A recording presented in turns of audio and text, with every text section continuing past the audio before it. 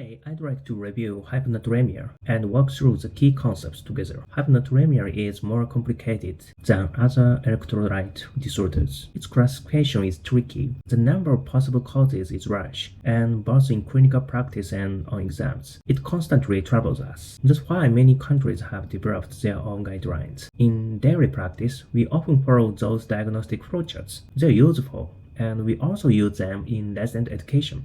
But if you only trace numbers and arrows, it becomes difficult to get a clear picture of what is actually happening inside the patient. And that can be insufficient for understanding the true physiology. So when I teach residents, I always add explanations and simple diagrams to help them build an intuitive image. In this video, using the basic schematic models, I want to share core concepts that you can use not only for exams, but also in real clinical practice. Let's begin. First, hyponatremia is divided into three categories based on serum osmolality: hypertonic, isotonic, and hypotonic hyponatremia. Hypertonic hyponatremia occurs mainly with hyperglycemia, or the use of mannitol. Water shifts from the intercellular space into the bloodstream, and sodium becomes diluted. Isotonic cases are seen in hyperprotein hyperlipidemia and represent shared hyponatremia. Hypotonic hyponatremia is the most important group.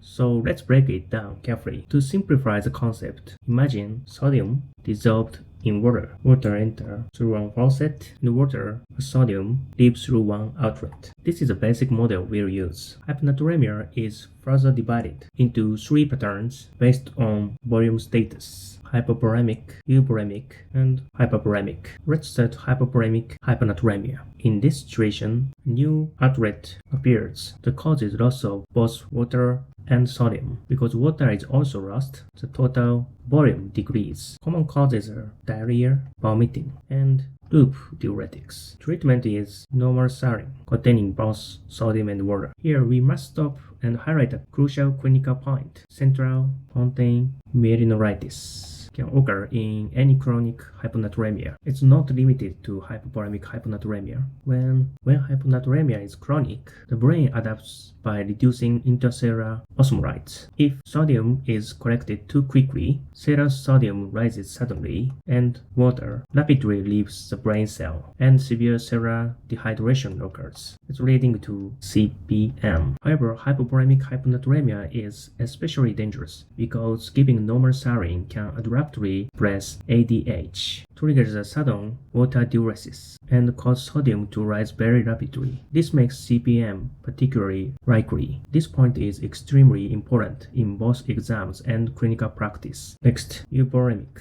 In this pattern, the overall volume status is normal.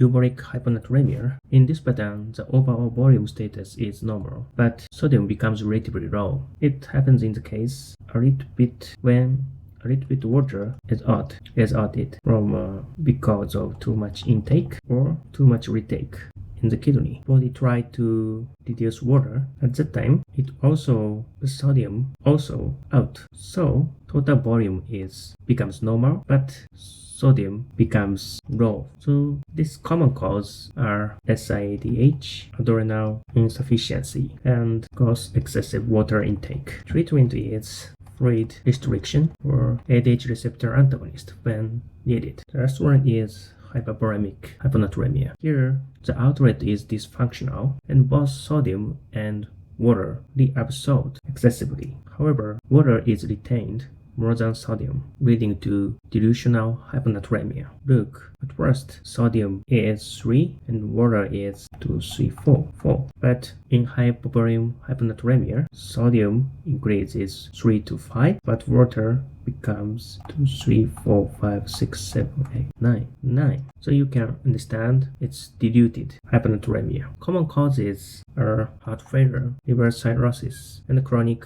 kidney disease. Look, they increases RAS. The treatment is fluid restriction, fluid and sodium discretion, and diuretic. Thank you for learning with me today. Use this knowledge to stay calm and act fast when it matters most. See you in the next lesson.